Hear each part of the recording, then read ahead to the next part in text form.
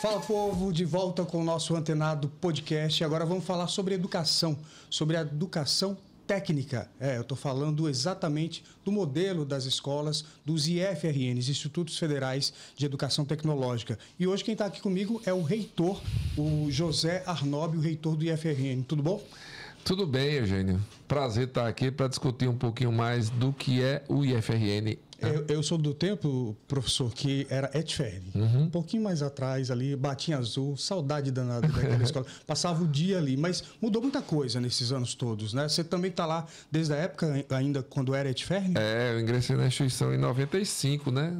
Na época era a Escola Técnica, depois de 98 muda para Cefet. Sim. E 2008 muda para IFRN. Mas tem uma coisa da tua época que ainda continua. Na verdade, duas, né? O aluno chegar lá de manhã e sair à noite. A gente ainda morava lá. Continua, né? E essa paixão do aluno pela nossa instituição. E a gente morava, que não mudaram. E a gente morava não é porque não tinha o que fazer, não, é porque tinha muito o que fazer lá. Sempre você tinha uma atividade, você podia ser bolsista, você podia praticar um esporte, você comia, lanchava na escola, enfim, era literalmente a vida acadêmica da gente e a vida social, tudo acontecia ali. Então isso permanece. Permanece os grupos ligados ao esporte, à cultura, a pesquisa, né, que na tua época era muito incipiente, hoje já não é mais, né? A projetos de extensão que a instituição tem, né?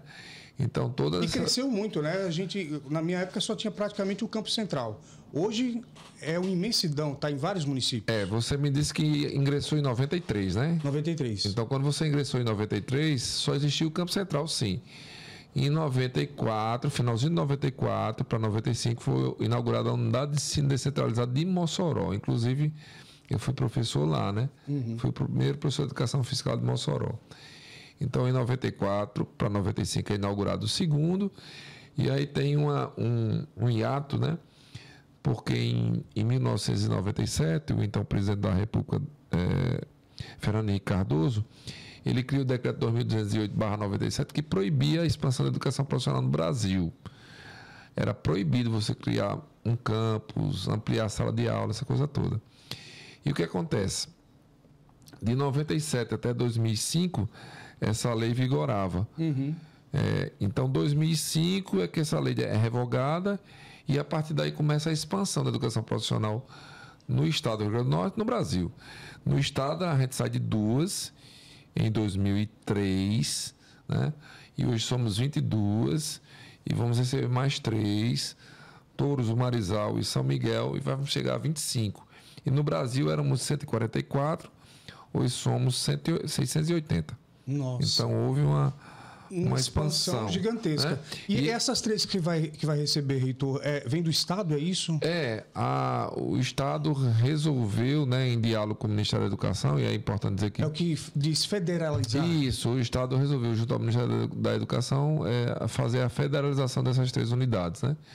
A gente vai receber, elas vão passar por ampliações, né, porque o modelo do Estado é um modelo, né, até porque o modelo do Estado é para atender o ensino médio integrado, e o nosso modelo ele atende a quem? Atende desde os cursos de formação inicial e continuada, curso de 200 horas, 400 horas, até o doutorado. Sim. Então, o modelo da gente é bem mais amplo que o que se pensava para o Estado, né? Então, com isso, a gente vai ter a necessidade de fazer ampliação da infraestrutura das nossas instituições para poder atender a demanda que a gente precisa, né? A gente sempre vê a escola, eu vou me referir à escola técnica, porque é meu referencial, mas o IFRN como um modelo de ensino de qualidade, né? Claro que foi criado ali para o ensino profissionalizante, né? Essa coisa de formar mão de obra, né? Para a indústria, para o turismo, para serviços, enfim. Mas a qualidade do ensino é muito grande em razão da estrutura, né? Que é melhor do que uma escola pública, e também da qualidade dos professores. Essa questão hoje, né? Que acabou virando modelo, por exemplo, o Estado recentemente até inaugurou algumas escolas que ele chama de IERNs, baseado no modelo da escola técnica, do IFRN. Esse comparativo é possível? Veja, nós somos mais amplos, né, na perspectiva educacional, né? O Estado ele criou um modelo para atender o ensino médio ligado à educação profissional, ok? Era o que a gente fazia até, posso dizer assim, até a época da escola técnica, pouco do Cefet, né? Porque com o Cefet a gente já começa a trabalhar também com o ensino superior, ofertar algumas ações na pesquisa, na extensão. Estou falando do Rio Grande do Norte. Sim. Alguns estados não acompanharam logo para isso. Só que em 2008, quando veio a mudança de Cefet para IF, aí sim, existe um decreto, 11.892, que regulamenta as ações dos institutos federais. Então, todo mundo entrou nessa perspectiva de fazer pesquisa, extensão, né? De ter incubadoras tecnológicas, por exemplo, de desenvolver softwares, de desenvolver algumas ações que são importantes para a instituição hoje. Só para você ter uma ideia, né? Hoje nós desenvolvemos de 2009 para cá 184 softwares, temos 7 transferências de tecnologia, temos 40 empresas. O que 44 é transferência de tecnologia, professor? Eu tenho um produto tecnológico, desenvolvi um produto tecnológico, tá? E aí, esse produto tecnológico que eu desenvolvi... Ele vai para o mercado. Isso. Então, hoje a gente já tem desenvolvimento de 7 tecnologias, certo? De transferência de tecnologia. Perfeito. Tá? São 9 incubadoras tecnológicas, né? Então, modificou muita coisa com relação de 93 para cá. Sim. Né? Uma coisa que não mudou foi a qualidade do ensino. Né? Porque ele é alicerçado no quê? Em infraestrutura, na formação continuada dos seus professores e grupo de técnicos administrativos da instituição. Então, isso não mudou. Né? Mudou, eu digo muito, né? Quando a gente nasce, em 1909, com o nome de Escola de Aprendizes e Artífices, o então presidente da República, Nilo Peçanha, ele disse que aquela instituição, foram criadas 19 no Brasil, eram 19 só, né? O objetivo era para fazer com que os filhos dos desvalidos da fortuna tivessem acesso a uma qualificação profissional. Sim. Né? Sapateiro, alfaiate, eram as profissões daquela época. E ao longo desses 115 anos, a gente foi se modificando, foi ampliando as ofertas, né? E hoje o Instituto Federal ele trabalha nessa outra perspectiva, né? Quando o senhor coloca tudo isso que foi construído e a que se destina o IFRN hoje, a impressão que eu tenho é que ele é muito equiparado à estrutura da universidade. A gente pode fazer esse comparativo? Também, só que o modelo dos institutos federais ele é único no mundo. Não existe nenhuma instituição pública no mundo que tenha um modelo igual ao nosso, né? Que tem formação inicial e continuada, ensino médio, curso subsequente, especialização, mestrado e doutorado. A universidade... Você pode ter praticamente toda a sua vida acadêmica, claro, ali até o doutorado. Eu dou exemplo. Eu tenho uma ex-aluna, Lana, que ela ingressou lá para fazer o ensino médio quando você ingressou. Fez o curso de controle ambiental, inclusive foi minha aluna. Depois, ela fez engenharia ambiental e sanitária, inclusive concluiu esse ano. Então, 4 do ensino médio com 5 da engenharia. E lá tem mestrado. Então, ela pode passar mais 2 anos fazendo mestrado. E, muito possivelmente, esse mestrado na área de ambiental vai ser também verticalizado para o doutorado. Então, ela pode ter toda a sua formação acadêmica. E depois virar professora. E depois virar professora. Por que né? não? Claro. E existem vários alunos, inclusive, por exemplo, o diretor de pesquisa lá do Campus Natal Central é um ex-aluno, né? Que fez graduação, né? Lá na instituição e hoje é professor da instituição. O senhor recentemente foi reconduzido, através da eleição, né? Para reitor para mais 4 anos. Qual é a perspectiva nesses próximos 4 anos? A gente sabe que aconteceram alguns cortes no orçamento, há contingenciamento, houve principalmente no governo anterior. Nesse também há algumas questões aí de redimensionamento do orçamento. E aí, quais são as dificuldades, quais são os desafios para esses próximos 4 anos? Vamos lá. Os grandes desafios que a gente enfrenta hoje na nossa instituição vou dar um dado para você. Em 2014, o recurso que as nossas instituições girava na ordem de 4,1 bilhão de reais. Quando você fala todas as unidades do Rio Grande do Norte? Não, do Brasil. Do Brasil. Do Brasil, certo? 4,1, lembra, Brasil, não estou falando do Rio Grande do Norte. Ok. 4,1.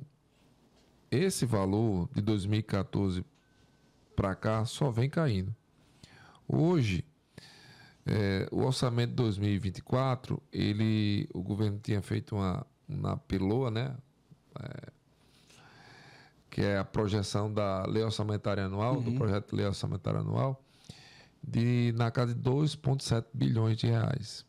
Lembre que 14 era 4,1, né? 2,7. E quando chegou no Congresso, teve um corte de aproximadamente 400 milhões de reais. Depois o governo fez um aporte para chegar a 2,7. Se em 2014 eu tinha 4,1 e hoje eu tenho mais demanda e eu só tenho 2,7, significa dizer que a gente precisa de mais orçamento para gerir as nossas instituições. Esse é um primeiro ponto. Então, qual o grande desafio? Está crescendo e menos orçamento. Isso. Então, a gente precisa de mais orçamento. Um outro desafio que a gente tem que trabalhar é que em 2017 foi promulgada uma lei para cotas com pessoas com deficiência. E aí você sabe que para a gente atender esse público da forma que ele possa ingressar, fazer seu processo e terminar seu processo estudantil, acadêmico, a gente precisa de um aporte maior de recursos. Tem um custo maior. Isso, porque eu vou ter que ter profissionais para atuar com esses alunos, tá? Equipamentos. Tecnologia assistiva. Isso. Então, esse é um outro grande desafio. Um terceiro desafio é um aumento de recursos para assistência estudantil. Eugênio, isso vai garantir o quê? Mais recursos para alimentação, tá? Mais recursos para aquela bolsa que você recebia enquanto era aluno, para que você pudesse permanecer na instituição. Então, e para que não haja, as pessoas não abandonem a escola. Que é a evasão. Esse é o grande problema. Então, assim, vejo que os grandes desafios para a gente, para os próximos anos, é aumento de recursos para atender recursos de ampliação e de custeio, né? Que é o gerenciamento da máquina pública. Eu tenho que pagar energia, tenho que pagar água, tenho que pagar luz, tenho que pagar terceirizado, ok? Mais recursos para a ciência estudantil e mais um olhar mais cuidadoso para esses alunos que são deficientes. Acho que esse é o grande desafio da gente para os próximos anos. E um desafio grande, né? Porque o que a gente vê também é esse padrão. A gente vê hoje a escola pública muito deficitária, de um modo geral. Infelizmente. E o IFRN, de um modo geral, as escolas todas têm uma qualidade muito grande, que ela é reconhecida, inclusive através de medições mesmo. Quais são os números em relação à qualidade do ensino hoje, professor? Olha, esse ano, próximo ano, a gente vai passar... Nós não somos uma instituição que trabalha como as escolas particulares, por exemplo, que preparam o aluno para o Enem. Apesar de que... Não é esse o objetivo. Não, mas apesar de que a gente tem uma aprovação enorme no Enem, né? Então, ano que vem, a gente vai ter uma nova avaliação do PISA, né? E é importante dizer que em 2015, as nossas instituições elas foram avaliadas no PISA e você tem números fantásticos. Se nós fôssemos um país, nós teríamos ficado em terceiro lugar na área de linguagens. Em 15º, na área de ciências. 15º, se fôssemos um país. E em 30º, em matemática. Então, esses números falam por si só. Outra coisa... nosso aluno que vai para o mercado do trabalho, esse que não vai diretamente para as universidades, a gente tem várias experiências. A gente tem hoje, só para você ter uma ideia, um aluno que fez mecânica, depois fez engenharia mecânica na UFRN, e esse aluno é simplesmente o cara que toma conta dos motores da Fórmula 1. Então, isso é qualitativo, né? Não é quantitativo. A gente tem uma série de ex-alunos que são professores. A gente tem uma série de ex-alunos que estão trabalhando na iniciativa privada e em empresas públicas, né? Petrobras, né? Por exemplo, empresas privadas tipo a Vale. Então, isso mostra a qualidade do nosso aluno, né? Mostra a qualidade do nosso aluno. Então, do ponto de vista qualitativo, a gente tem muitos números que mostram isso. Na realidade, do nosso aluno que vai para estágio, que é jovem aprendiz, inclusive o IFRN, a gente participou de uma ação junto ao IEL, né? Que trabalha com estágio. A gente foi a primeira instituição pública em ensino médio e ensino superior na qualidade de estágio do Rio Grande do Norte. E fomos representar o Estado na fase nacional e ficamos em segundo lugar. Então, isso representa muito a qualidade dessa instituição, né? A produção acadêmica também, né? Que a gente tem hoje na pesquisa, na extensão, ela mostra esses dados para o país como um todo, né? Então, o Instituto, que na sua época era ETFERN, ainda continua sendo muito robusto, só que ele modificou o seu fazer, né? Ele não trabalha só com ensino médio. O senhor começou como professor de educação física lá, no concurso de 91, não é isso? Isso. Assumiu lá em 95, fez o concurso de 91. Você imaginava em algum momento que seria gestor, né, de educação e de uma instituição tão imensa, com tanta capilaridade como é o IFRN hoje? Olha, se eu fosse voltar no tempo, assim, eu digo assim, um menino que saiu da Zona Norte, né? Eu só não nasci na Zona Norte, mas fui morar lá com 9 anos de idade. Você nasceu onde, professor? Eu nasci no Alecrim. Na verdade, eu nasci no... Hoje é um hospital municipal e era hospital médico cirúrgico, né? De frente ao Harmony. Sim, né? sim. E minha mãe e meu pai moravam no Alecrim. Então, fui morar no Alecrim na Avenida 5 com a 11, né? E aí, aos 9 anos, meu pai foi morar no Panatiz, a gente foi morar lá, eu e meus 4 irmãos. Então, eu não imaginava isso, né? Um menino... Tanto é que tem um detalhe que eu digo assim, eu não passei para ser aluno da ETFERN. Por quê? Eu não conhecia o que era ETFERN. A gente não pode almejar aquilo que a gente não sabe o que é, né? Eu não sabia. Fiquei sabendo depois que meus colegas que estudavam no Padre Miguelinho fizeram o Protécnico, na verdade, na época, né? E depois... Eu sou da época do Protécnico. Você tinha reforço à noite de português e matemática. Isso mesmo. Professora Aliette, de português. Isso. Professor Manuel, foi professor de matemática, né? Então, assim, eu não imaginava. E quando eu ingressei na instituição, eu ingressei para seguir uma carreira acadêmica e... como professor de educação física, né? Trabalhar com futebol, que era a minha paixão. Então, ao ingressar na instituição, eu não imaginava isso. Aí, em 2011, é que veio essa semente, né? Disse, vamos lá.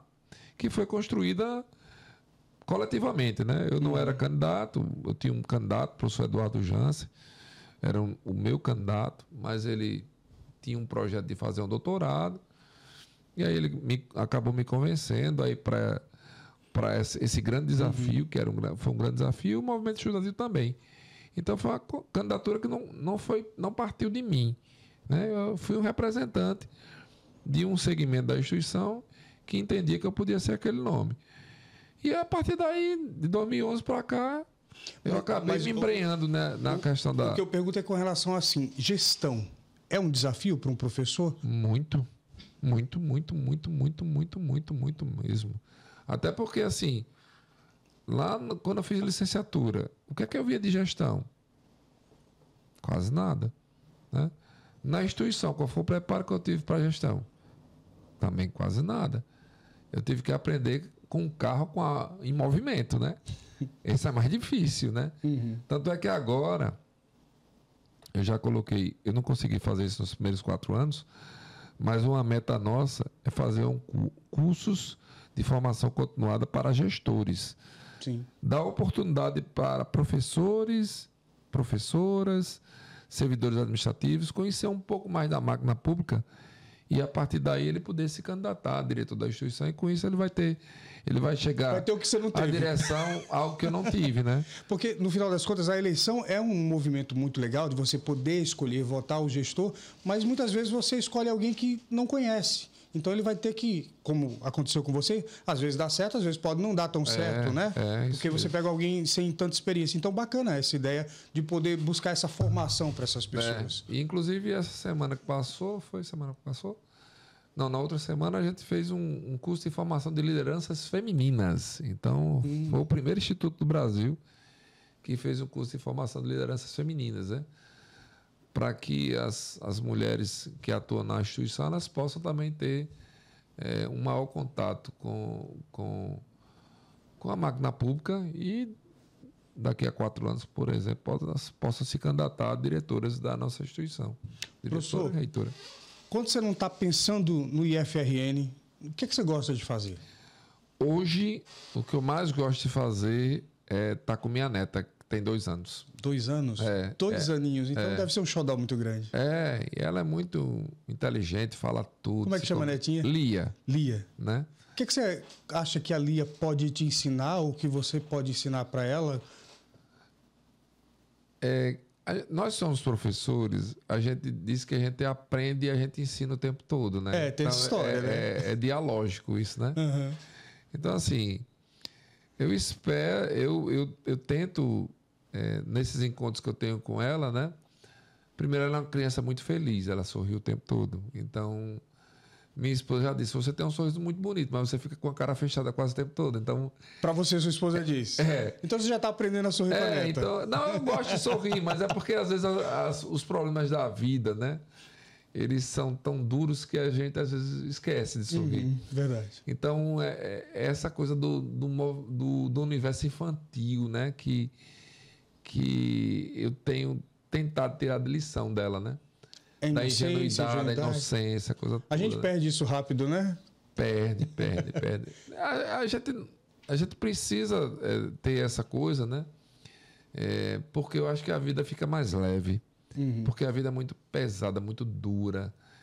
E eu acho que é necessário que a gente possa estar repensando esse fazer. E assim, eu espero que eu possa influenciá-la positivamente, né? Nesse crescimento dela, com coisas que eu julgo que são importantes, né? A gente tem uma sociedade, eu fico me perguntando às vezes, no condomínio que eu moro, que você passa por uma pessoa, dá bom dia, a pessoa não responde. Eu tenho raiva disso, quem faz isso. Gente, eu entro no elevador, tá a estresso. pessoa com a cara fechada, você sorri e ela não responde, né? Então eu espero que eu possa contribuir muito com isso para a Lia, que ela possa ser essa pessoa, sabe? Porque, na verdade, hoje em dia, o que eu penso é o seguinte, eu quero que ela seja feliz, eu não sei o que ela vai ser, eu não quero pensar o que ela vai ser, eu quero que ela seja feliz. Quero que ela seja feliz e contribua com uma outra sociedade. Uma sociedade que ela seja mais fraterna, mais justa, mais humana, que dialogue com as diferenças. É isso que eu quero para minha neta. E você falou agora de dialogar com as diferenças. Essa foi uma das maiores lições que eu aprendi na escola técnica, né? Hoje IFRN. A gente tinha pessoas muito diferentes lá. Você tinha do cara que chegava, o filho do ricão, que chegava na sua Land Rover, aqueles carros, né? Para deixar o filho ali para estudar na escola pública. Sim. A pessoa simples, que às vezes não tinha, como eu, que morava no quilômetro 6, vinha andando a pé para estudar na Etfern, lá com a bolsa cheia de livros. Mamãe fala que minha coluna ficou ferrada disso. Até hoje ela lembra dessa história. Então, assim, era essa diversidade que construiu a escola. Aí você tinha a diversidade das pessoas em relação à sua sexualidade, sua postura política, e tudo isso era muito respeitado na escola. A impressão que eu tenho é que a escola é esse lugar. Né? A gente coloca nesse lugar, por isso talvez a paixão pela Etfern, uma vez Etfern, sempre Etfern, essas coisas que as galeras falam nos grupos de ex-alunos. E aí eu fico me perguntando, isso se mantém até hoje? Sim. A instituição ela é muito plural. Porque hoje muito fala escola sem partido, isso e aquilo. Mas é porque, assim, na verdade, quem fala de escola sem partido, na verdade, que é um partido único. Entendi. Se você for nas entrelinhas de quem discutia a questão da escola sem partido, é a escola de partido único. Porque a mesma pessoa que diz, por exemplo, que a escola não pode ter partido, eu acho que a escola não tem que ter partido. Por óbvio. A escola ela tem que abrir os horizontes das pessoas para que elas possam ser emancipadas e ser empoderadas. É isso que a instituição tem que ter. Ela precisa dar elementos para isso. Ela precisa mostrar aquele menino lá que é o filho do cara rico, tá? Que ele estuda com um menino que o pai, para sobreviver, vende coco na feira, trabalha como feirante. Inclusive, semana passada eu estava em João Câmara, e uma história muito bacana de uma aluna da gente, que a mãe era feirante e ela fez o integrado, terminou a administração na UFRN, né? Mas continua lá com a mãe dela nos finais de semana, lá na feira. Então, essa instituição ela tem que trabalhar nessa lógica. Então, quem disser, e isso é verdade, quem disser que essa instituição ela doutrina, ela não sei o quê, isso é uma grande uma mentira. Tá? Porque eu conheço instituições que doutrinam. Não vou citá-las aqui não, mas eu conheço. E a escola não doutrina. A escola dá elementos para que você possa escolher, se emancipar e se empoderar. Rubem Alves tem um texto que diz assim: há escolas que são gaiolas e há escolas que são asas. Eu vejo os institutos federais como escolas que são asas, que dá liberdade ao aluno e à aluna, tá, de ir para onde ele quiser. E a escola que é gaiola, ela tranca as pessoas, ela não dá liberdade de pensamento. E eu não conheço essa escola. Eu conheço a escola que dá liberdade de pensamento. Agora, é importante pensar na sociedade que não é porque eu penso diferente de você que eu sou seu inimigo. Sim. Porque eu penso diferente de você, a gente pode até, nesses pensamentos contraditórios, construir algo. Então, é isso que eu penso. Maravilha. E tem um detalhe nessa sua fala que você colocou da aluna, né, da feira, da mãe, o quanto que a escola e a educação tem esse poder transformador na vida das pessoas. Eu venho de uma família muito simples, então, assim, a partir do momento, eu fui o único que me formei, eu gostei de me formar, fiz 3 graduações. Mas, assim, as pessoas no entorno começam a mudar também em função de alguém que tem uma educação, que busca a educação. Né? Ela é transformadora até para o entorno, além de para a pessoa, por óbvio. Ela vai ter melhor salário, melhores condições de vida, enfim. Vou dar aqui um exemplo para você. Em Parelhas, a gente tem um curso de mineração. Mineração ou geologia, meu Deus. Desculpa, viu, Ramon? É subcurso. Edificações. A gente usava essa brincadeira. Só era edificações e eletrotécnica. O resto era subcurso. Mas não, então, assim, tem um aluno nosso que é de uma comunidade quilombola. Sim. E ele foi o primeiro aluno a entrar no IF. Que bacana. E ele está trabalhando numa empresa lá na Bahia. E os meninos lá da comunidade quilombola estão se inspirando nele. Ou seja, ele mudou a geografia, mudou a família dele e ele vai mudar o entorno dele. Verdade. Porque as pessoas vão dizer, cara, eu posso. Agora, isso, né? É importante dizer que o Estado, nesse o Estado tem que a obrigação de fazer aquilo que eu falei antes.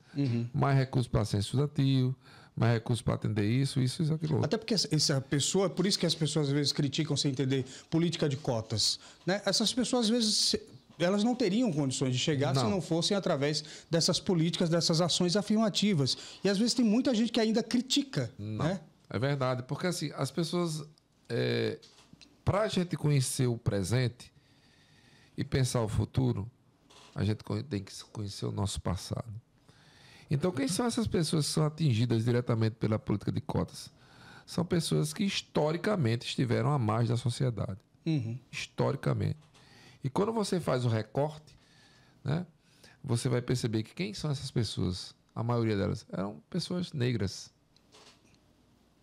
Não dá para a gente dizer que isso não é verdade. Isso é verdade.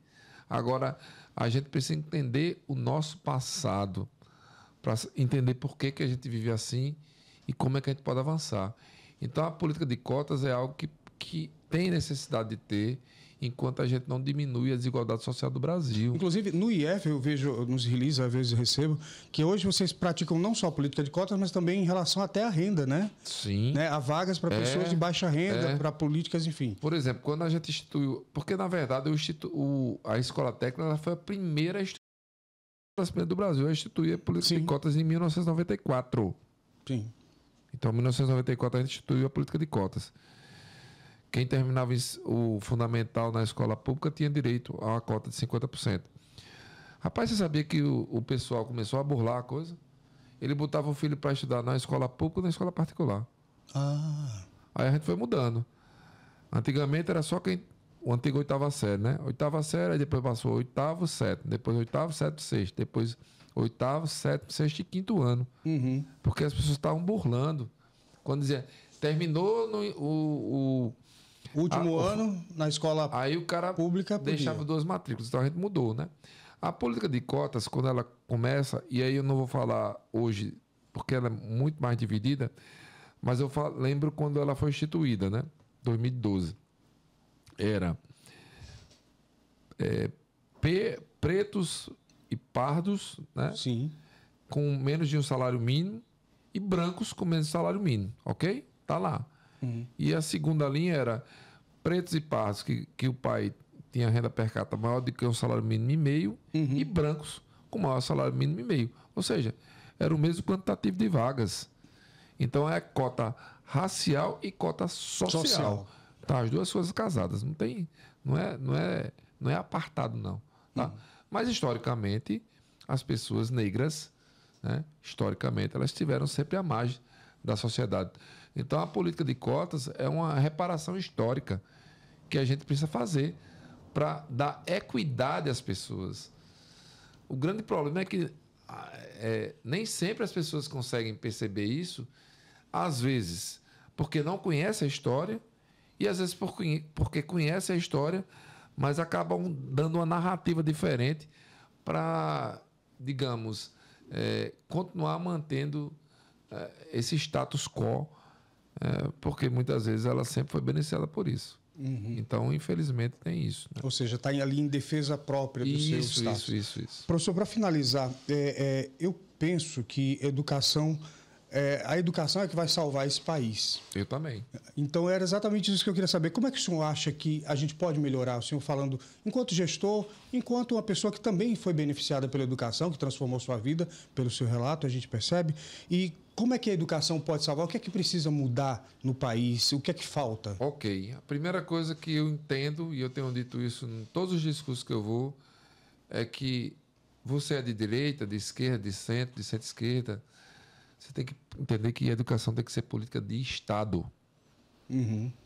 E aí você, político, que é desse espectro político aí, da extrema-direita à extrema-esquerda, você tem que entender que a educação tem que ser vista como política de Estado. Tá? E para ela ser política de Estado, você precisa criar as condições objetivas para que isso seja atendido. Mais recurso, mais formação continuada de professores, tá? Melhor estrutura. Sim. Porque só assim a gente vai diminuir o fosso da desigualdade social que ainda faz parte da realidade do nosso povo. Tem um dado que diz que a desigualdade no Brasil é tão grande que as pessoas mais pobres do Brasil, para que elas possam ascender à classe média, elas precisam de 9 gerações. 9 gerações para que elas possam chegar à renda média de uma pessoa que é da classe média hoje. Então, a desigualdade social é muito grande. Então, eu digo a qualquer político, de qualquer espectro político, que invista na educação, que pense a educação como política de Estado, porque aí está a chave. A chave. Não me interessa se você é de direita, de esquerda, de centro. Você tem que entender que a educação é política de Estado e para a gente sair do caos que a gente está vendo hoje, não é armando todo mundo, não é levando a educação mesmo. Levando a sério a educação. E aí tem que ser encarada como política de Estado. Eu digo muito também, Eugênio, que eu não quero ser uma ilha. Eu quero ser continente. Eu não quero que o IFRN continue sendo uma ilha. Eu quero que o IFRN possa ser essa ilha que transforme essas outras ilhas e se junte e forme um grande continente. Porque só assim a gente muda a realidade social do país. Maravilha. Queria agradecer imensamente as suas palavras, a disposição de vir aqui conversar no podcast, professor. Eu que agradeço pelo espaço. Acho que a gente precisa, enquanto instituição, né, tá nesse diálogo permanente. Sim. Até para quebrar alguns estigmas e alguns paradigmas que, infelizmente, algumas pessoas atribuem aos institutos federais e às universidades federais. Verdade. Os institutos federais e as universidades federais hoje produzem cerca de 90% da produção científica do Brasil. Eu tive aqui com o reitor da UFRN e ele também tocou nesse ponto, né? Sobre essa necessidade, e eu acho muito importante. E o espaço está aberto aqui, viu? Sempre que precisar. E, ó, muito orgulho, recebi um PIN aqui do IFRN. Já vou colocar aqui, ó. No meu tempo era de Ferne, mas está valendo. Eu amo essa escola. Toda vez que eu vou lá, me emociono muito. Sinto saudade de tudo que vivi ali com a galera. E para os coleguinhas de Edificações 93.1, meu abraço, tá bom? E eu ainda tenho que ir na festa do ex-aluno. Você tem que ir na festa festa é muito bacana. Setembro, mês de setembro. Esse ano foi dia 21 de setembro, gente. Pois é, pois eu irei. Tem que ir lá. Fechado. Um abraço. Gente, um abraço. A gente se vê no próximo podcast Antenado. Até lá.